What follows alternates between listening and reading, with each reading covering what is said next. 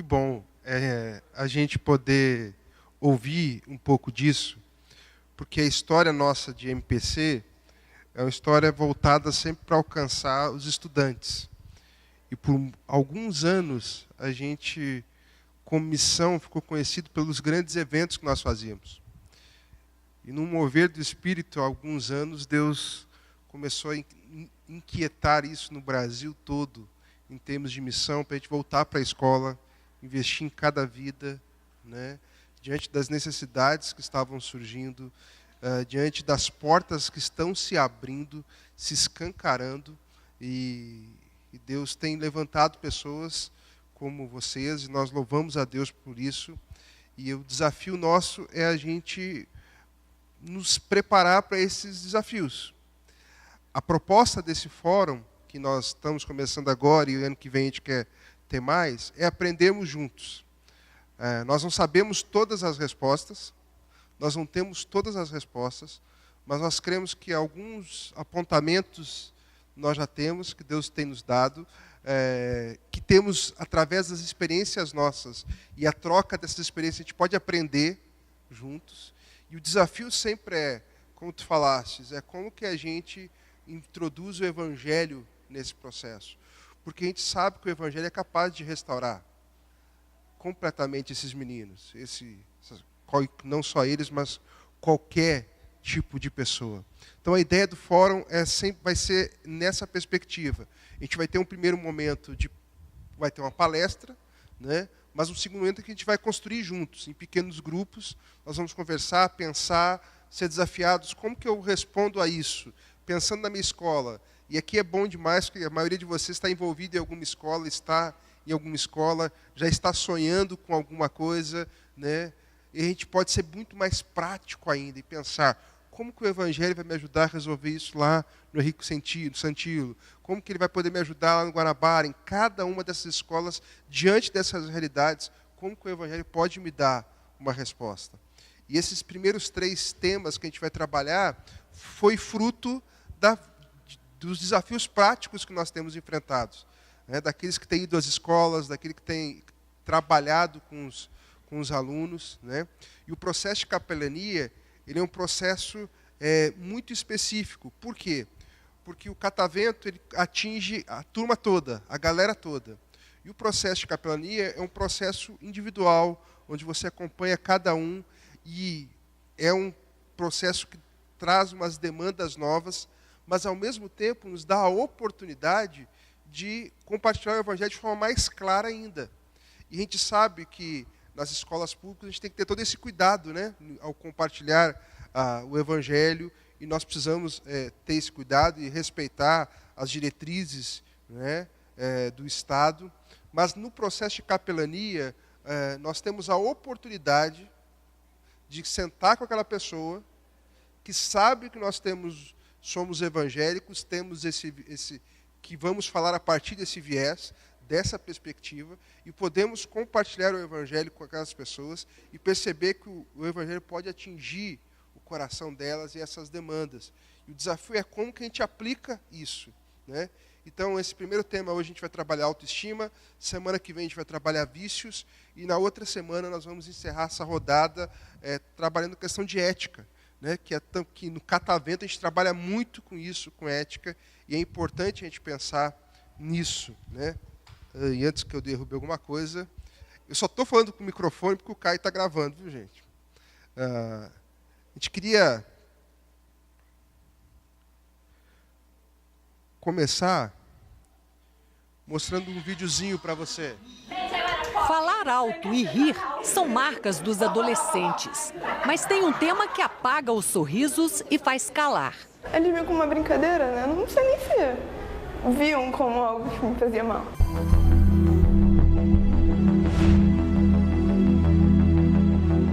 Teve alguns momentos que foram impulsivos e teve outros momentos que eu planejava. Eu falava, não, vai ser amanhã ou vai ser agora, eu vou fazer isso, porque para mim não tem mais sentido, não quero mais ou não aguento mais. A população anda com a autoestima baixa. Por mais que a gente tente, a vida no cotidiano acaba deixando a gente um pouco triste, para baixo. sem vontade de fazer as coisas. Decepção e não sei o que eu quero da minha vida. No Brasil, a depressão atinge quase 6% da população, ou seja, mais de 11 milhões de brasileiros convivem com o fantasma dessa doença. E segundo dados da Organização Mundial da Saúde, o Brasil é o país com maior prevalência de depressão da América Latina. E o que preocupa os especialistas é que a depressão tem atingido cada vez mais os jovens. Esse mundo que se exibe numa tela, onde a vida é meio verdade, meio mentira, meio civilizada, meio selvagem, e cada um diz o que quer, acreditando estar livre de qualquer consequência, a cada dia fica mais parecido com o mundo real.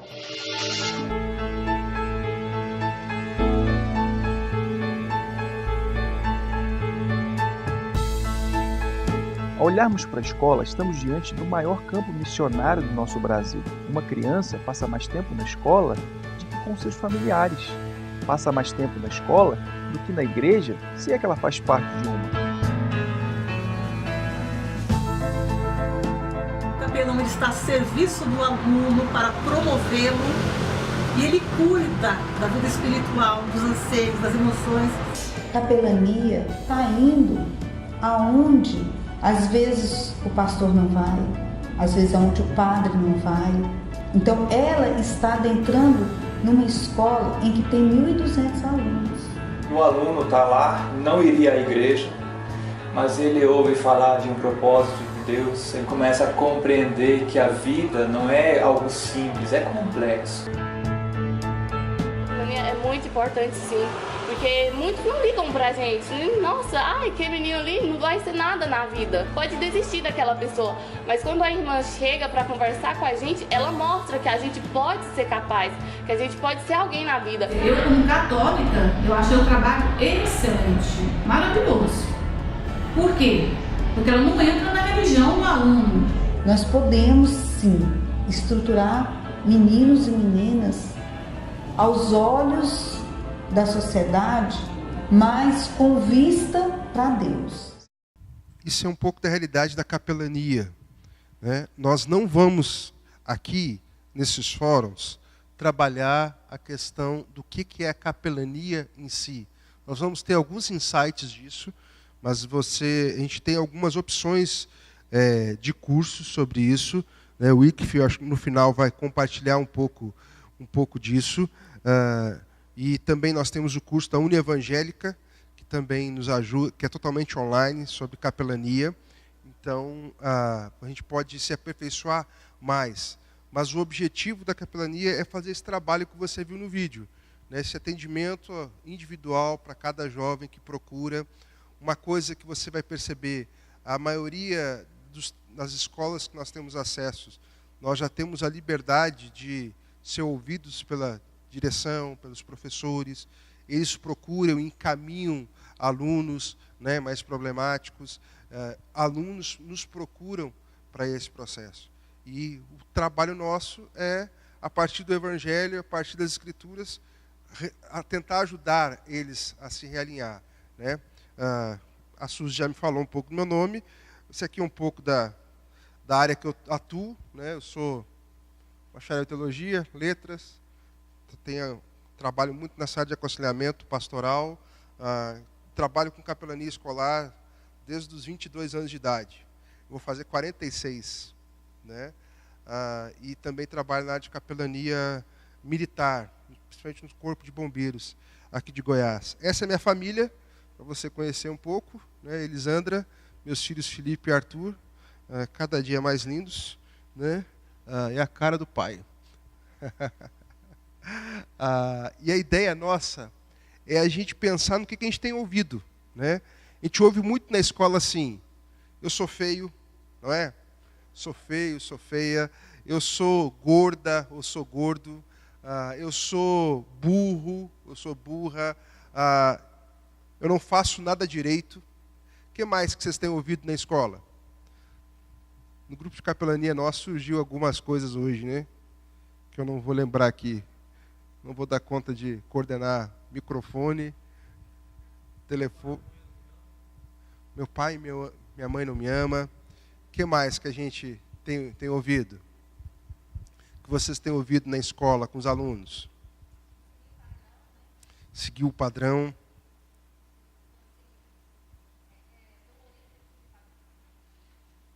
Dolorido, né? E dói demais isso, né? Isso na alma dói tremendamente, né? O que mais vocês têm ouvido no dia a dia do acompanhamento aí nas escolas? Eu não tenho capacidade. Não sei se vocês percebem a gravidade que é isso, porque a gente está falando com meninos de 14, 13, 15 anos que não têm esperança. Uma coisa é você conversar com um doente terminal, uma pessoa mais velha que perdeu, por exemplo, o emprego e diante do mercado de trabalho ela fica sem esperança. Mas uma coisa é você conversar com um menino de 12, 13, 14, 15 anos que está começando a vida e ele já não tem mais essa esperança, né? E a gente percebe que a autoestima é algo que mexe demais com eles. E como que a gente faz, então? Como que a gente trata isso à luz das Escrituras, à luz do Evangelho, através do ministério que Deus está colocando nas nossas mãos, através dessas portas que Deus está abrindo para nós, né? Nas escolas que Deus está nos dando.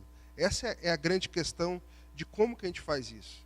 E eu creio que tem algumas coisas que nos ajudam a nortear quando a gente trabalha com essa questão da autoestima, como enfrentar isso no dia a dia, quando alguém senta com você, quando um desses meninos sentam com você e te perguntam e abre o coração e coloca essas questões que a gente colocou. Eu acho que tem alguns pontos para a gente entender, para a gente trilhar e caminhar. O primeiro deles é a gente entender qual que é a origem desse processo. Qual que é a origem? Por que isso mexe tanto com a gente? Por que isso mexe tanto com os adolescentes? E mexe com a gente também. Se a gente talvez for olhar um pouco para a nossa história, a gente talvez já tenha enfrentado algumas lutas e algumas dificuldades nessa área, né? A gente precisa entender qual que é a origem disso. O que é isso? Quais são as consequências disso? Quando a gente não administra bem isso no nosso coração, na nossa mente, quais são as consequências? Aí a gente precisa pensar como que o Evangelho responde isso. E aí a gente vai terminar tentando dar algumas dicas práticas nesse processo. E por que é importante a gente seguir esse trilho? Porque eu creio que algumas vezes a gente dá algumas respostas para perguntas que não são feitas. Às vezes a gente já traz algumas respostas prontas para essas pessoas que elas não estão perguntando. E o desafio nosso é entender por que isso mexe tanto no coração dessa meninada, dessa moçada, entender as consequências disso, para a partir disso a gente tentar aplicar o Evangelho a essas situações, a essa demanda, especificamente falando de autoestima. Isso eu creio que vale para qualquer outra demanda que vai surgir no processo de capelania, no processo de acompanhamento. Quando a gente fala de autoestima, é bom a gente definir, né? O que é autoestima? Você pode ler para mim lá? Vamos lá, gente, para vocês falarem.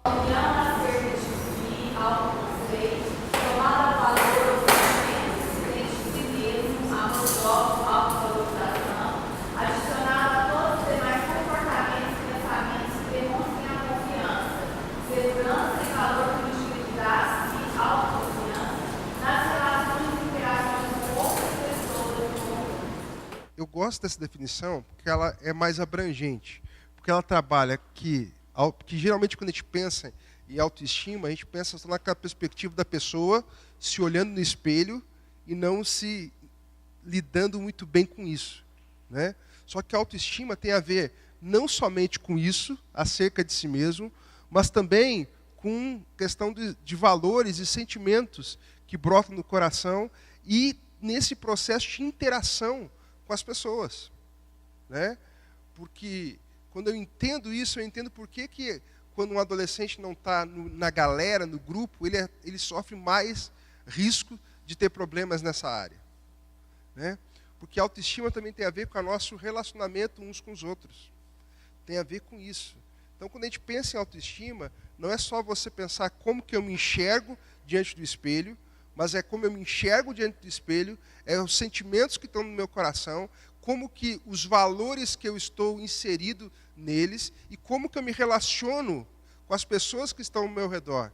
E como que esse relacionamento me afeta, e me atrapalha, e me prejudica, né? Então, para que a gente possa entender um pouco mais do tema que a gente vai trabalhando. E aí a gente precisa pensar qual que é a origem. Por que isso mexe tanto com a gente? E aí a gente precisa lembrar que eu e você, e não somente eu e você, mas todos foram criados à imagem e semelhança de Deus. Gênesis 1:7 diz: criou Deus, pois o homem, a sua imagem, e a imagem de Deus criou, homem e mulher os criou. Nós fomos criados à imagem de Deus. Eu e você, esses adolescentes que nós estamos estudando, eles foram criados à imagem de Deus. A Escritura é clara sobre isso. Eu e você não podemos esquecer isso. Não podemos esquecer. Isso traz algumas implicações. Nós sermos criados em imagem e semelhança de Deus traz algumas implicações. Traz a implicação de que nós cultivamos uma espiritualidade. Por isso que, por mais que às vezes a espiritualidade seja distorcida, no coração humano há uma espiritualidade. Por que eu e você, o trabalho de capelania, o trabalho que a IPC tem desenvolvido nas escolas, tem encontrado abertura, tem encontrado retorno, tem encontrado eco no coração dessa galera? Porque eles foram criados em imagem e semelhança de Deus. Uma das implicações de ser criado em imagem e semelhança de Deus, nós somos pessoas espirituais. Nós temos essa necessidade. Aonde que vai se buscar é outra história. Mas todos foram criados com isso. Isso está dentro do coração. Isso tem encontrado eco, né? E por isso que a gente tem essa porta aberta.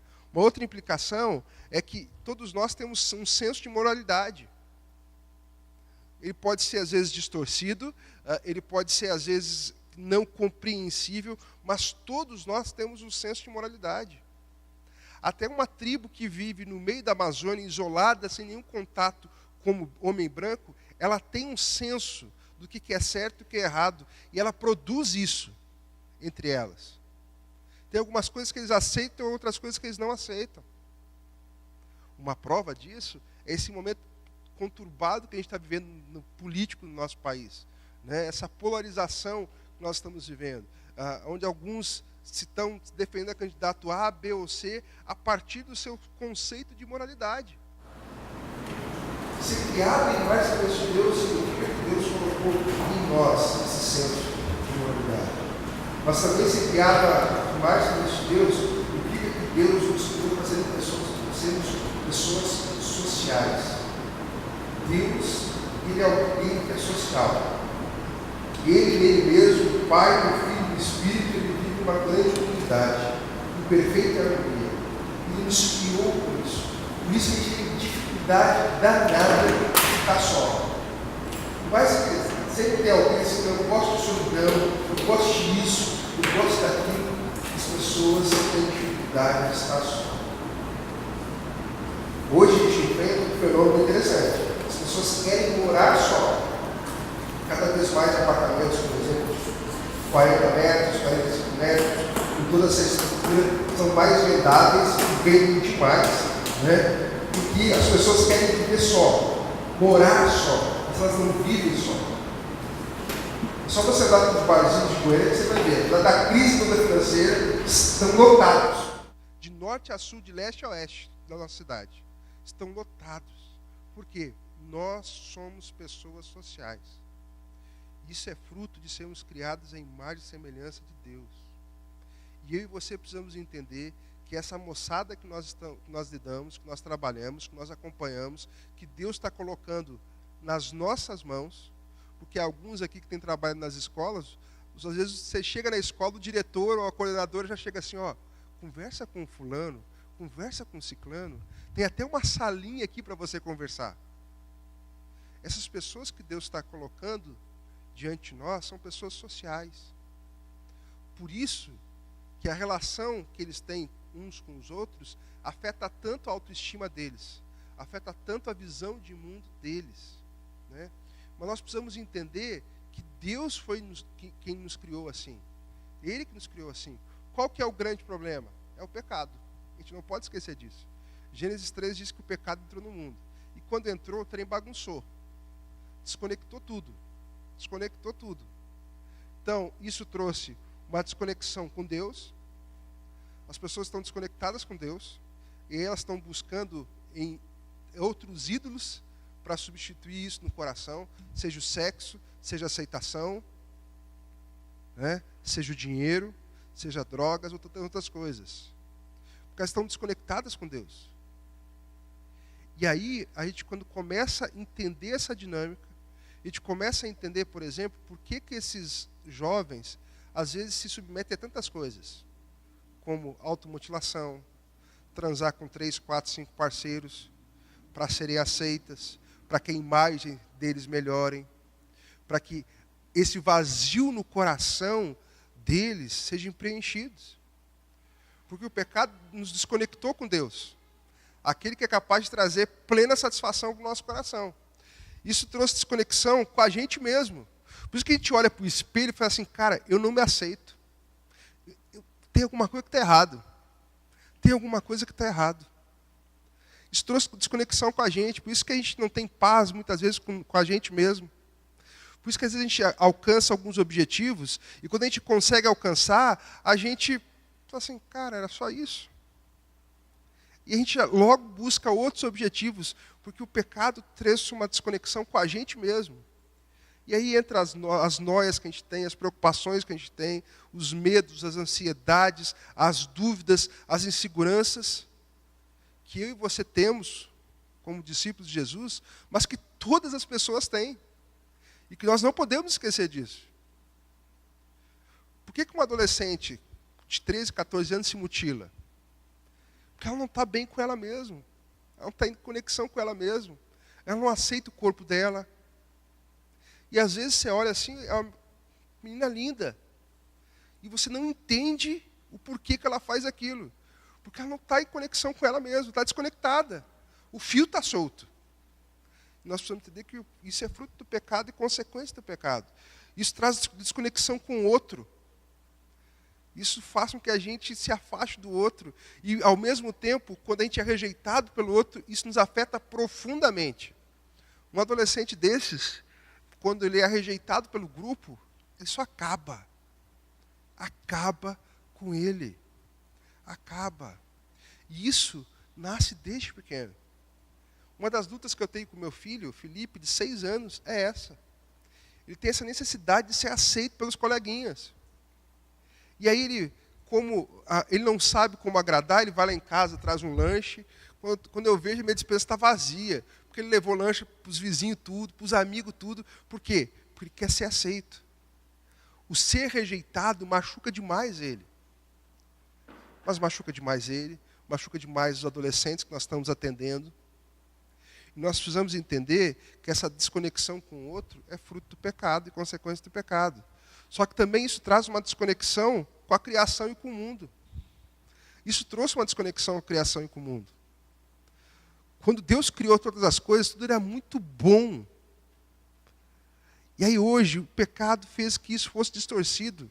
E aí a gente aí a gente tem que lutar com alguns padrões que o mundo traz para a gente e que traz um peso demais. E aí ela fala assim, caramba, eu não dou conta de satisfazer esse padrão que as pessoas estão dizendo. Mas quem que diz que ela tem que satisfazer esse padrão?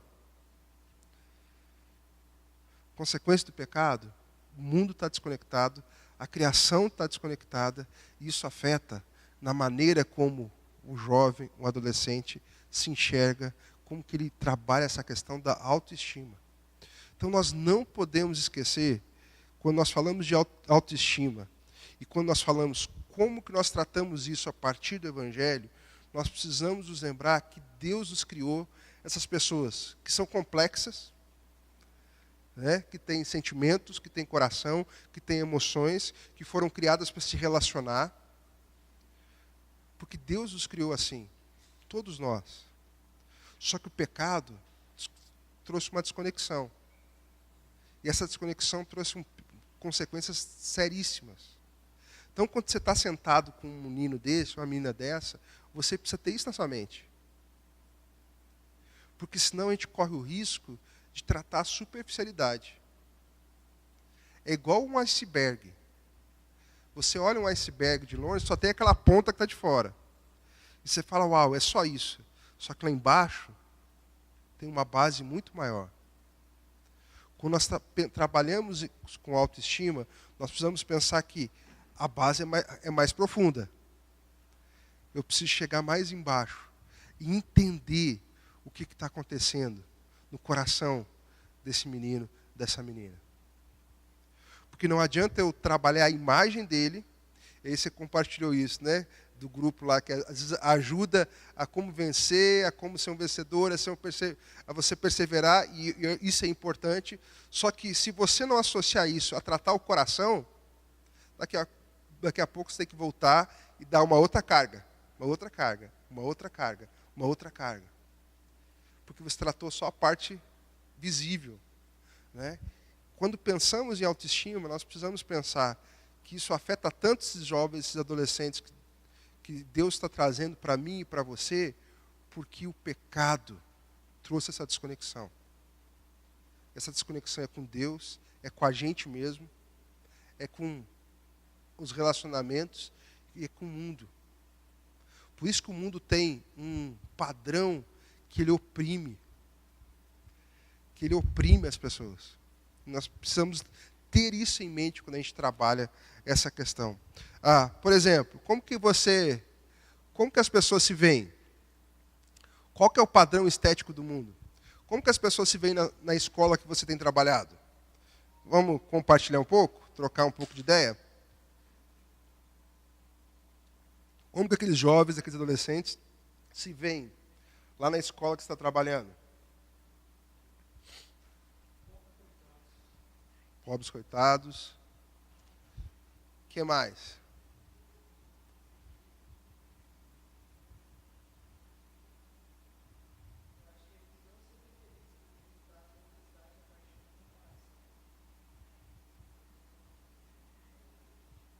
Sempre se comparando com o outro, né?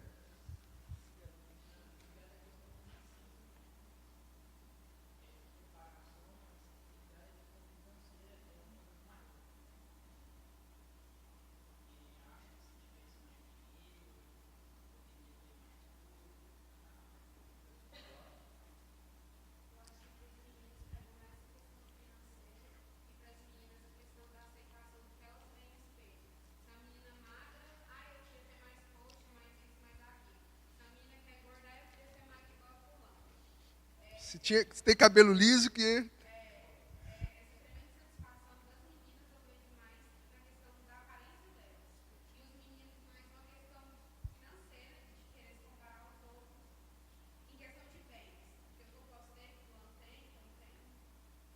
E aí você está mexendo em como que ela se enxerga, como que ele se enxerga, os valores que foi ensinado para ele, que ele está inserido.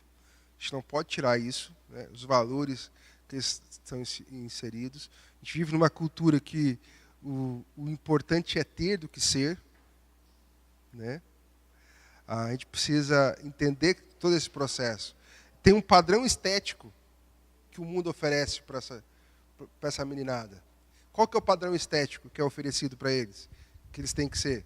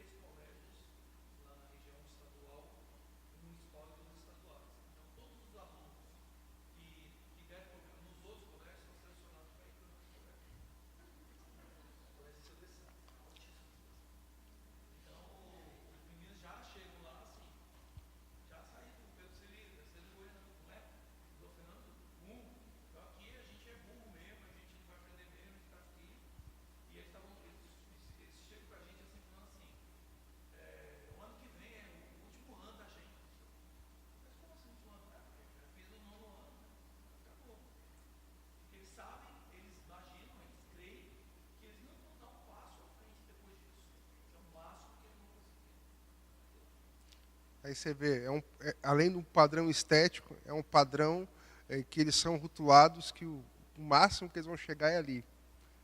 Né?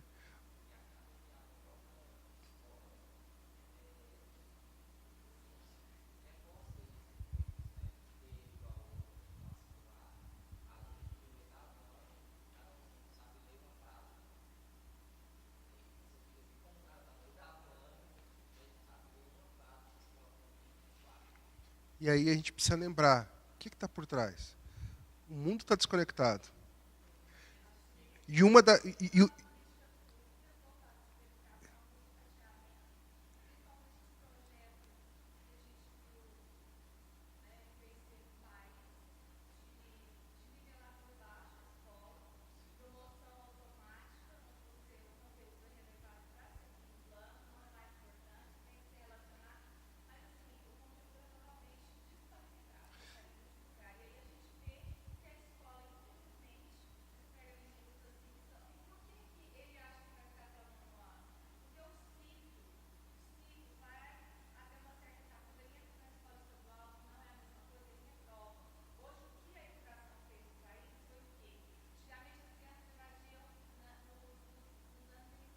Hoje é no ensino médio.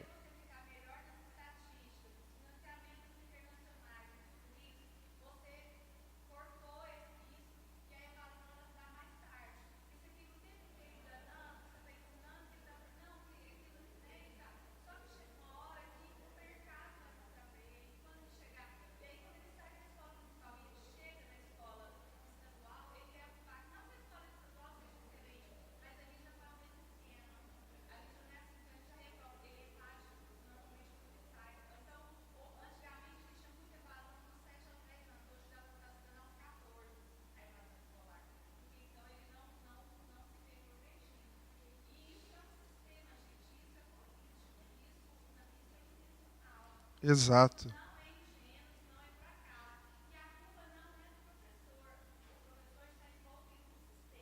E aí,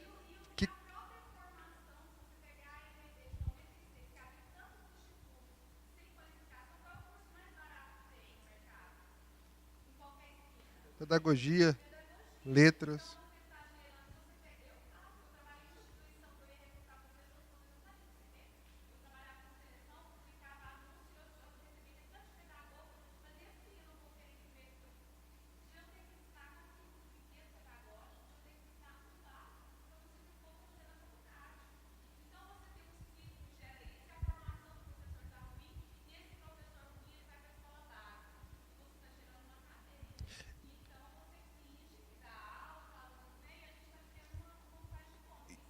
E o que a gente precisa perceber? Que esse sistema foi afetado pelo pecado. Porque a gente precisa perceber que isso é intencional. Exato, isso é intencional. Então você precisa perceber que alguém está pensando nisso de intencionalmente fazer isso. E ele sabe qual é a consequência disso. Que você vai gerar adolescentes com problemas, né? Só que uma massa de manobra que vai ter consequências. Só que isso vai reverberando em outras áreas, né? Até que eles vão... Tanto é que hoje as escolas estão abrindo, pedindo ajuda, né? E...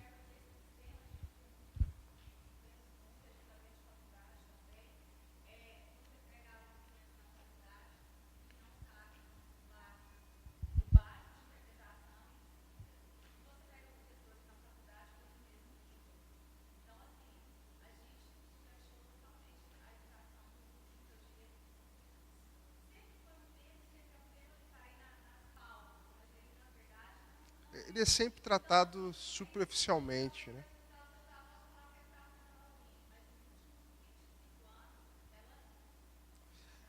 E aí nós precisamos perceber que tudo isso bate naquele menino que a gente vai atender. Que ele está inserido nesse contexto. E a origem disso nós precisamos entender que é essa desconexão com Deus. Né? Então, não é espiritualizar todas as coisas, mas nós precisamos ter essa base. Ainda mais que nós estamos fazendo um trabalho de assistência a esses meninos a partir do Evangelho. Não é a partir de pressupostos políticos, pedagógicos, né? A gente vai usar estratégias políticas, pedagógicas, tudo, mas a base é o Evangelho. E nós precisamos entender. Porque se você não entender isso, você não vai ter como dar a resposta certa para o coração desse menino. Que vai dizer assim, olha, eu não dou conta de nada. Aí como que você vai começar a mostrar para ele que ele dá conta de fazer? Né? Então nós precisamos entender isso. Como que o Evangelho responde isso? A gente nunca pode esquecer. É Jesus, sua vida e sua obra. Não pode esquecer isso. A hora que você está falando com um menino que está sentado diante de você, você precisa crer que Jesus, a vida e a obra dele, é capaz de satisfazer os desejos mais profundos do coração daquele menino.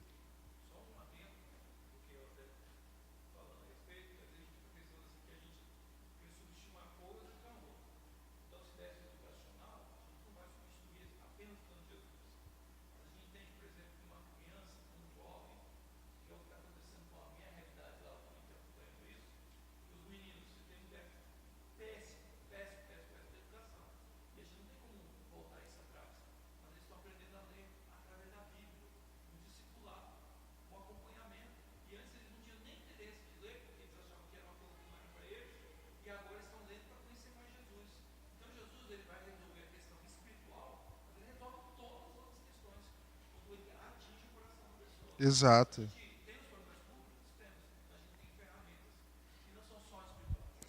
A gente não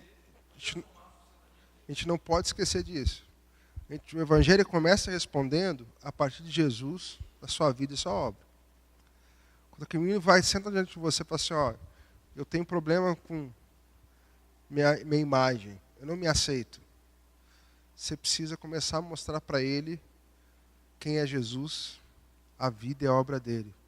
E você precisa mostrar para ele qual que é a proposta do Evangelho, que é uma nova proposta, que é de fazer um novo homem, de restaurar aquele homem que Deus criou.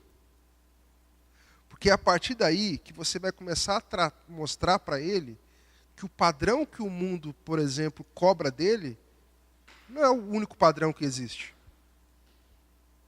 É a partir daí que você vai mostrar para ele que o padrão de beleza que o grupo dele exige não é o único exclusivo. Que há mais coisas.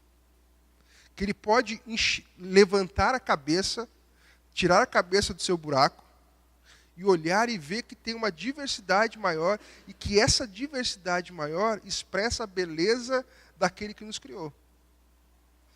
É a partir de você mostrar um projeto novo de vida que Deus tem para ele, que você começa a tratar essas coisas. Né? Que você começa a trabalhar. Isso implica uma nova visão de Deus, uma nova visão sobre si mesmo, porque aí você vai começar a mostrar para ele como que a vida dele é preciosa, do jeito que ele é, como que Deus o enxerga através de Cristo. Né? Então isso vai começar a trabalhar com uma nova visão sobre ele mesmo. Isso implica numa nova visão sobre os outros. Ele vai começar a entender que é muito bom se relacionar com as pessoas. Só que o que me define não é o meu relacionamento com as pessoas. O que diz se eu sou amado ou não sou amado não é em função do outro. Então isso começa a trazer uma nova visão de como que eu me relaciono com as pessoas e como que esse relacionamento com a pessoa mexe tanto com ele. Eu lutei isso por muitos anos, porque eu sou gaúcho, por mais incrível que pareça. Né? Por que eu falo sempre por mais incrível que pareça? Porque a visão que se tem de gaúcho é loiro do olho azul. Isso é 20% do Rio Grande do Sul. O dia que você for no Rio Grande do Sul, você vai tomar um choque. Isso é povo da Serra. 150 quilômetros de Porto Alegre. As colônias de alemão, italiano, ucraniano, o resto é índio, uruguaio, argentino, português, negro. Eu nunca vi português loiro. Tem poucos loiros.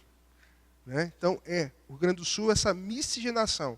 Algumas áreas, a parte mais bonita que vende o turista, né, que ganha dinheiro, né, a gente precisa ganhar dinheiro, né, e aí as pessoas pensam que o Rio Grande do Sul é só isso, mas não é.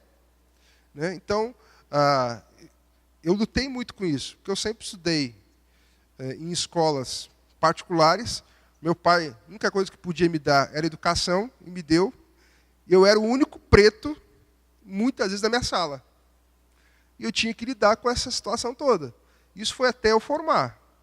Né? Na época era 2º grau ainda, não tinha nem ensino fundamental, não tinha nem ensino médio. Então, assim, eu tinha que lidar com essas situações. Né? Eu tinha que lidar com essas situações e essas pressões. O Evangelho me ajudou demais a perceber isso. Que o que me definia não era a minha cor, não era o meu relacionamento com as pessoas, mas o que me definia era como que Deus me amava, como que Ele me enxergava em Cristo. E isso fazia com que eu me relacionasse com as pessoas de outra maneira, totalmente diferente. Então, quando a gente entende isso e nesse acompanhamento apresenta isso, você vai trazer também uma nova visão sobre o mundo. É aí que você vai trabalhar a questão de padrões que o mundo oferece, de como que o mundo enxerga o padrão de beleza, de sexualidade, de dinheiro. Tudo isso você trabalha a partir disso. Talvez a pergunta que surja para você é: isso eu vou trabalhar num encontro só? Não. E trabalho de capelania não é um encontro só. Por isso que esse é um outro braço que a gente trabalha como Mocidade para Cristo. Um braço é o catavento, um braço é a Escola da Vida, que é um trabalho evangelístico, né, intensivo de uma semana. Um outro braço é o catavento, que é um trabalho semanal e constante na escola, na nossa presença, e é com a galera toda. E o outro braço é a capelania, esse atendimento individual. E você pode trabalhar isso nessa demanda individual que você vai surgir. Porque geralmente é uma pessoa que tem problema com autoestima. A hora que você começa a acompanhar ele, ele vai continuar te procurando. Ele vai continuar abrindo a porta. E você vai ter a oportunidade de trabalhar isso com ele. De trabalhar isso com ele. E antes de te encerrar, tomar um breakzinho e fazer uma outra dinâmica, algumas dicas práticas que eu queria deixar para você. Primeiro, compartilhe o Evangelho. Compartilhe o Evangelho. Compartilhe tudo que Deus nos criou. Compartilhe que nós estamos desconectados com Ele. Compartilhe como Jesus nos reconecta com Ele, como isso afeta a nossa visão não somente sobre Deus. Porque as pessoas pensam que o Evangelho só salva a pessoa, só reconecta ela com Deus. Mas o Evangelho reconecta a gente conosco mesmo, com as pessoas e com a criação. Paulo fala em Romanos que a criação geme pelo dia que ela vai ser restaurada. Opa! Significa que a criação foi afetada pelo pecado também. E significa que ela está ansiosa por ser restaurada. Nós precisamos compartilhar o Evangelho de maneira plena, mostrando para eles todas as significações. Então, compartilhe esse processo. Né? Segunda coisa, segunda dica, compartilhe que o padrão do mundo está distorcido. Compartilhe isso. Mas você precisa compartilhar isso entendendo todo esse pano de fundo e crendo nisso. Porque às vezes a gente fala que o padrão do mundo está distorcido, mas a gente não acredita nisso. A gente fala, não, o bonito é o loiro do olho azul, a loira do olho azul, magrinha é esse padrão. Às vezes a gente fala uma coisa e a gente não acredita. A gente precisa mostrar para as pessoas que o padrão do mundo está distorcido. Ele está distorcido. Outra dica, compartilhe textos bíblicos que mostram como Deus vê o ser humano. Como Deus nos vê. Faça isso. Por quê? Nesse processo de capelania, como eu falei, a pessoa sabe que você é cristão e sabe que você vai compartilhar com ela, conversar com ela a partir da Bíblia, a partir de princípios bíblicos. Então não tenha medo de compartilhar com textos bíblicos. Ela fala individualmente com você. Então compartilhe textos bíblicos como é que Deus nos enxerga. Outra Outra dica, compartilhe exemplos de pessoas diferentes e realizadas. Coloquei entre aspas aí. Né? Compartilhe. Tem tanta gente no nosso país, se pegar fora não tem mais ainda, que é diferente, fora do padrão. São pessoas realizadas. Compartilhe isso. Compartilhe isso. Um dia desses, o Luciano Huck contou a história de um cara em Santa Catarina, pobre, funcionário público, motorista da prefeitura, ganhando lá salário mínimo. Menino, o cara atende mais de 200 adolescentes e crianças, através da paixão dele que é o SUS. Ele sabia fazer. A única coisa que ele cobra dos meninos é que eles estudem, tenham boas notas. Né? Ele dá assistência para os meninos do jeito dele. Quando eu vi aquilo, meu coração se encheu de alegria. Primeiro, eu vi a graça comum de Deus sendo manifestada. Mas surgiu um outro sentimento no meu coração. Cara, o Evangelho é capaz de fazer isso.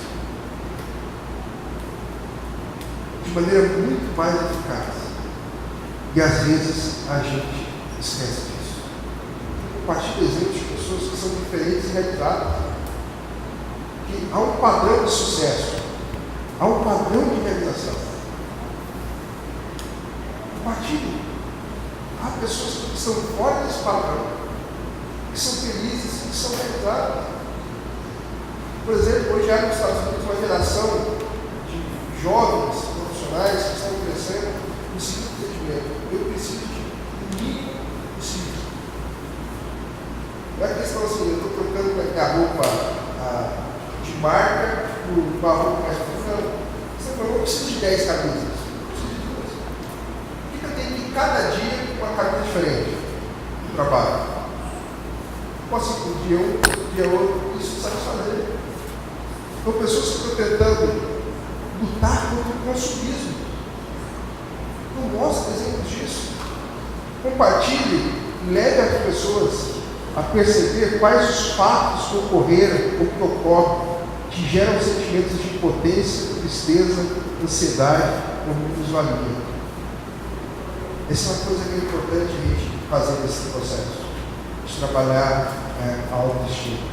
Levar as pessoas a perceber o que está causando, qual foi o fato, o que despertou, qual foi o gatilho que levou a pessoa a fazer isso. Outra dica, a partir disso, desse levantamento do fato ou dos fatos, encontrar maneiras alternativas de agir naquela situação para não ser tomado pelos sentimentos. Não sei se você conseguiu identificar com ele, levou ele a identificar isso, né? Mostra para ele que há alternativas, novos hábitos.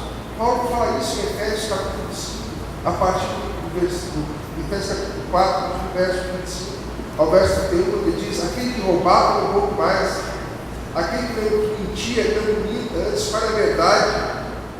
Né? Então Paulo vai mostrando para eles que a partir da compreensão do que é o Evangelho, da transformação que o Evangelho faz na nossa vida, nós podemos substituir hábitos antigos por novos. Então, quando você estiver acompanhando alguém que está lutando com a autoestima, tenta identificar com ele, ajudar ele, levar ele a identificar o que está despertando isso. Qual que é o gatilho que está fazendo isso? Às vezes foi alguma coisa que o pai ou a mãe fez. Como que o pai e a mãe se relacionam, ou como que aquela pessoa que é muito querida e muito amada por ele se relaciona com ele. Alguma coisa gerou aquilo. A partir daquilo, mostre para ele que ele precisa substituir esses hábitos.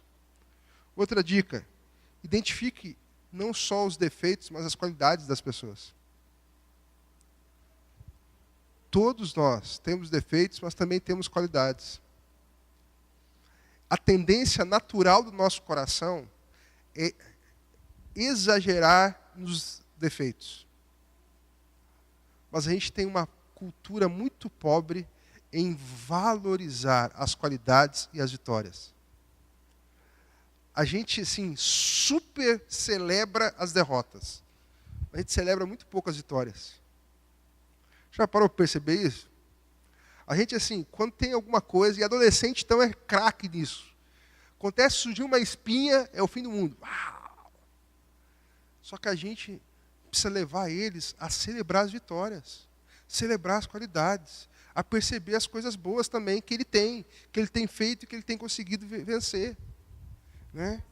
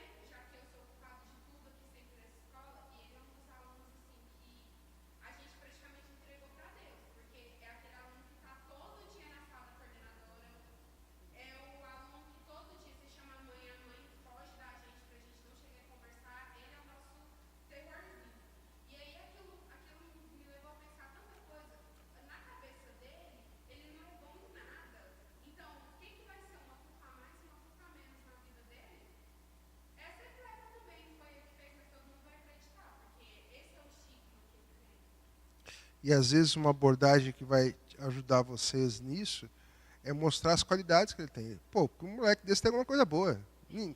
Então, né, eu não consigo concordar e crer que você encontra alguém que é totalmente ruim.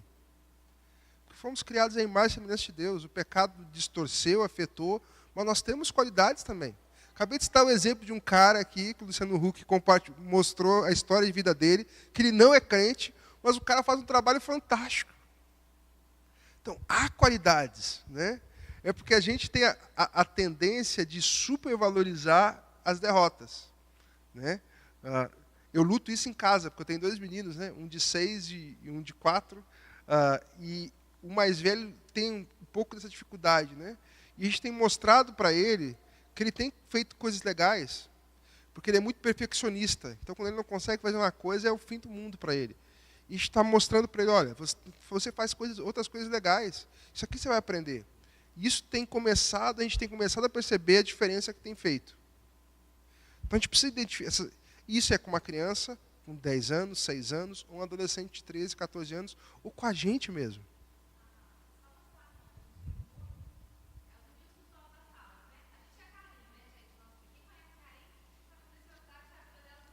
Ela é um imã para isso.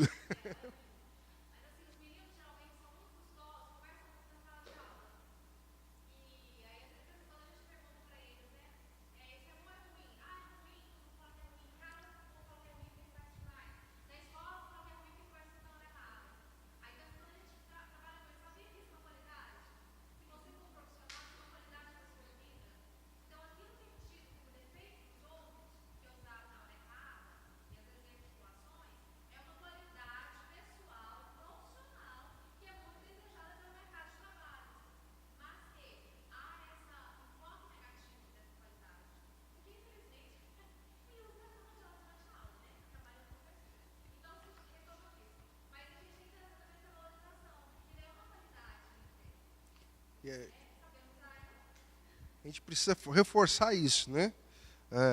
Que de ruim, gente. A gente já basta ler o jornal todo dia, né? A gente precisa reforçar isso.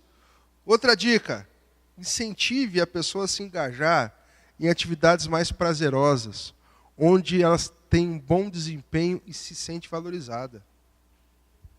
Incentiva ela. Se ele pinta bem, incentive ele a pintar. Coloca para ele fazer um grafite desafia lá, fazer um grafite na escola, né? E fazer trabalhos, coisas que ele se sinta bem e que as pessoas vão valorizar ele. Porque isso vai ajudar nesse processo de cura, né? Nesse processo dessa caminhada. Outra dica: incentive a valorizar a si mesmo e sua individualidade, empenhando-se em atividades que lhe tragam felicidade, seja cuidar da forma física, melhorar sua autoimagem, dança, ler um bom livro, permitir-se ser cuidado, amado e sentir-se especial. Incentiva ele a perceber que ele é uma pessoa individual. Ele não é definido pelo grupo. A identidade dele não está no grupo. Que é bom ele ser o Tonhão. Que é bom ela ser a Suzy. É bom ser o Caio. Porque nós somos pessoas individualizadas. Isso ajuda demais a pessoa a lidar com essa questão da autoimagem. Se não der conta, se você nesse processo que está acompanhando essa pessoa, sendo capelão, fazendo esse processo de capelania, busque ajuda. Nós não temos todas as respostas. A ideia do fórum surgiu dessa nossa necessidade de aprender uns com os outros e trocar experiências. Porque a gente não tem todas as respostas. E a gente precisa ter a humildade de buscar ajuda de um profissional, de alguém mais experiente, né?